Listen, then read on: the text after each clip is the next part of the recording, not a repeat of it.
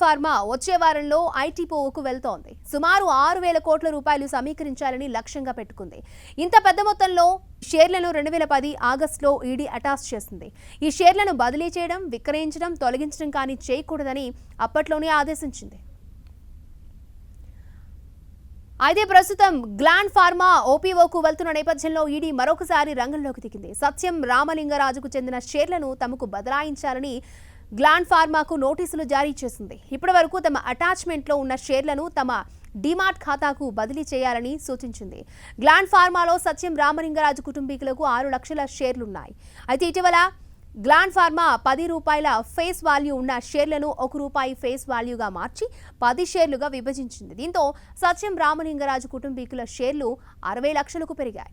ఈ షేర్లన్నింటినీ తమకు బదిలీ చేయాలని ఈడీ లేఖ రాయడంతో అందుకు అనుగుణంగా వ్యవహరించినట్టుగా గ్లాండ్ ఫార్మా వెల్లడించింది. సచిన్ కంపెనీ దివాలా తీసి 10 ఏళ్లవుతున్నా ఆ వ్యవహారం రామలింగరాజుని ఇంకా వెంటాడుతూనే ఉంది.